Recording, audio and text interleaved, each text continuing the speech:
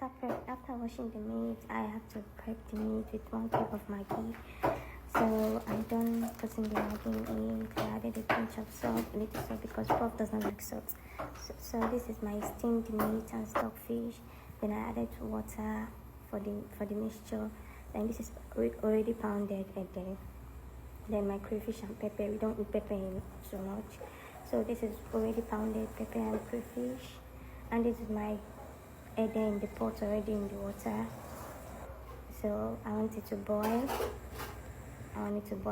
But I have to add oil first. So I added my oil, red oil. Then I allow it to boil and mix together. So I go with my ogiri. Sorry to say, I went in with my ogiri. So this is 2 ogiri. I put the other one there. I have to put this one because onugbu soup without ogiri is not onugbu soup. So, and I love putting enough ogiri in it. It helps it to thicken and it also gives it the flavor. I think you were in the kitchen with me, you would have known and understood better. So I'm done putting my ogiri. So I went in with my already pounded crayfish and pepper. I'm going in with it so that it will boil together and mix together, and the flavor and the mixture will be, combo. It will be mad. So I'm done putting my already pounded crayfish and pepper. So I try to use my spoon to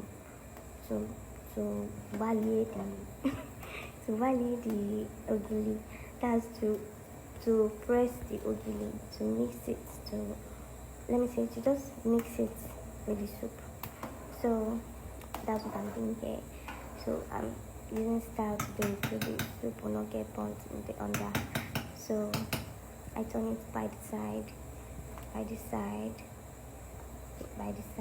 So okay, I'm still doing that. So I'm done doing it now. Allow it to boil again for some minutes. So look at it, it's already mixed. If you look into the pot very well, you won't see those particles on top of the pot anymore. So I went in with another 1 cup of Maggi. So I turn it, mix it together one more time.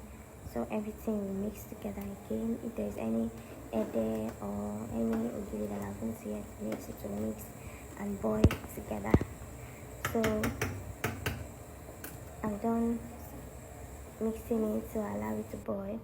Then it's time for me to go in with my onugbu, which is the okapata.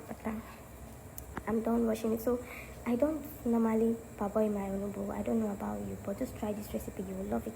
And it won't be bitter at all. Like, what you have to do is to just wash it up from sand and dirt, then squeeze it and put it in it. But do not cover the pot after putting it, so that the flames of bitterness will go out in the air and it won't stay in the pot or stay in the soup. So but once you cover the pot, the whole soup will become so bitter that you can't be able to eat it. So just try this recipe. You will love it. Like, what I mean it's 100% sweet. I mean it. Like, you will taste the bitterness of the bitter leaf. It will look as if you parboiled it and you washed it so well that there was no bitterness in it at all, whereas you didn't. So that's how I do my own. That's how I cook my own onigbu soup. I don't parboil it. Most importantly, because of the nutrients. Once you parboil it, you're already parboiling the nutrients in it. So they do parboil it because of the bitterness, but just try this method. You won't feel the bitterness in it. So that's what I do, and I'm trying to share with you.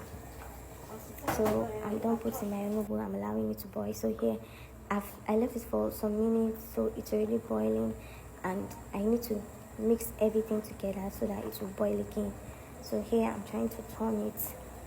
So that it will mix together very well.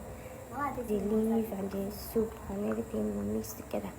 So you turn it gradually so it won't get burnt, and so it will mix very well. So I'm turning it gradually. I'm turning it gradually. I'm trying to feel the mixture, if it's solid enough, if it's thick enough, and I love the way it is because it's thick the way I want it. So I'm okay with it like that. So I'm still stirring it little by little. So I'm done stirring. I'll allow it to boil again, so the bitterness will still go out. You can see the flames, those flames and the bitterness going out. Those flames and the steam. Sorry, the steam and the bitterness going out. Not the flame, the steam. The bitterness going out in the air. It's evaporating. So I'm still turning it. So the leaf will get soft. So I'll allow it to boil again. So yeah, my soup is ready. My soup is ready. I hope you're gonna enjoy the soup. Like, the soup is giving 10 over 10 minus nothing. So I have to scoop it out in the 3 balls for preservation in the freezer. So I'm done with my soup. I have to make my semovita for us to, enjoy it with it. So I normally mix a little bit of my raw semovita. So I will turn it and it won't get those seeds in it, so that it will be so smooth. So once I put my semovita mixture, then I put water, I stir it, I make sure it's done, so that it won't be raw. So I go in with my powdered semovita and that's it. So here I'm turning the semovita now. I'm turning it. The semovita is almost ready. I'm turning it so that it will be, karaka, to be strong. So that I can go there with the onubu soup. Onubu soup, mostly to enjoy onubu soup, it's mostly enjoyed with apple. But I don't have apple there, and I don't even want to eat apple. So in short, we don't want to eat apple, we want to use semovita. So I'll make sure the semovita is just solid. So I'm still turning my semovita and making sure it's solid. I add more. So I turn it again and make sure that it is solid enough for us to eat. So I'm still turning it. So I'm still turning it. So I'm turning it. So I'm still turning it. Turning it. To turn semo is not easy. In short, to even turn food is not easy because you have to use your energy. At this point, I was even tired already. So I'm just managing to turn it. I'm still turning it, checking it out to see if it has given me what I wanted. No, I had to add more. So yeah, I'm done with it. I'm done with my semovita. My semovita is ready. So it's time to eat. So my beautiful family, join us. Yeah, these are the people behind the beautiful food you just saw. So